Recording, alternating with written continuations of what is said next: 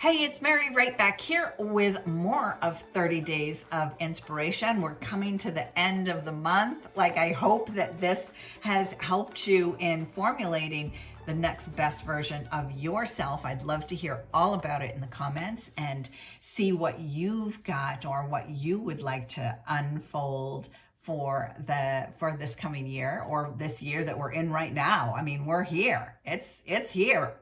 So let's get on it. Put it in the comments. I'd love to champion you along the way. You know, one of the things that happens when we start to go and grow is the inner critic. That little voice, kind of feels like this little person sitting on our shoulder that's screaming at us, like, who are you? What are you doing? That's not for you. It's not your turn. So I came across this article that is written by a professor, an art therapy professor. I think that this is a brilliant way to take a look at it. And what this exercise does, is it helps to separate the negative self-talk. It helps to, because you look at it so intently, that it helps to break that bind. So take a look at this. You ask yourself, so you want to do something different, and then all of a sudden you make up an excuse why you can't, because we all do it to different degrees. Some of us are better at overcoming the inner critic than others, but if you're new to this work, then it's a challenge. Let me tell you, this isn't easy.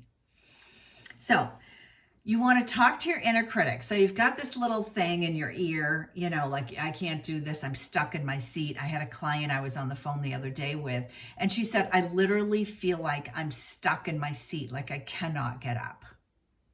And if that's you, if you're the one that can't move, you're stuck in confusion, you're stuck in doubt, fear, shame, guilt, take a look at this. Like, talk to it. What is your inner critic saying to you about your dream life? Because I know these inner critics, they have a lot to say. Your inner critic is going to come up with every excuse in the book of why this dream isn't for you. I know it. I got them. They don't, you can't get rid of them totally. Because as we go and grow, then we have more that come and want to rattle our cages. So we are never one and done. You never will be. Well, unless you're 6 feet under. But, right now, here we are face to face. We got some work to do. Ask your inner critic. Talk to it. Ask it what it's saying, what it has to say about your dream life. I mean, and then look at it and write it down. Because once you write this stuff down, it's almost, some of the stuff is laughable. Some of the stuff is laughable, but this is how they say to kind of break that tie. And that is with your non-dominant hand. So I'm right-handed normally. I would use my left hand. I'm going to take out a blank piece of paper, and I am going to write down with my non-dominant hand. I am going to write down everything that my inner critic is telling me about why I can't achieve my dream. Everything. Write it all down. What this helps to do is you are concentrating so hard on the writing with your non-dominant hand that it almost, well, actually I did this in a workshop the other day, and everyone ended up laughing because it was so absurd. Because not only were the things that they were writing absurd, it was hard to read their writing because it was with their non-dominant hand. So it almost made it as though this wasn't serious. Like this inner critic could not be serious because this was hilarious. Once you do that, Once that's done, you have to complete that. You got to empty out all of that inner critic stuff. Don't stop. Keep doing it until you feel like you got it all down. Now, with your dominant hand, answer back to everything that the inner critic said. Answer it back. Flip it over.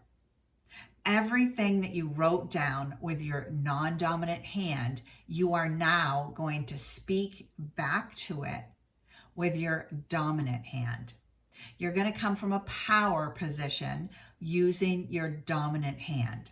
Your handwriting is going to be better. You're going to be more eloquent. You are going to look at every single thing that your inner critic said, and you are going to flip it over and send it away. Like, get rid of it. This will help to break the hold that these thoughts of lack and fear or shame or not enoughness, whatever it is for you, it helps to break that tie by using your non-dominant and your dominant hand. Let me know in the comments. I can't wait to hear. We had a lot of fun with this in a workshop that I did the other day. So let me know in the comments what you experienced from doing this. Save those pieces of paper because I think they're going to come in handy at some point, because as I said, we're never one and done. And sometimes once we go and grow, we find other things that the inner critic is going to say, and we've always got to keep using this free tool that you can do, using your non-dominant and your dominant hand, being the critic and then disputing that critic. I can't wait to hear what you have to say. I love these things that can lighten up our day so we don't have to take ourselves so seriously, because at the end of the day, you are enough. You are worthy, and you are deserving of everything that you desire. Thank you for joining me here at this 30 days of inspiration. Don't forget, if you know somebody that you think could use this exercise, or maybe you want to do it with a friend, go ahead and send them the link. Also, don't forget to subscribe if you haven't already. I'll see you right back here tomorrow with another 30 days of inspiration. Ciao for now.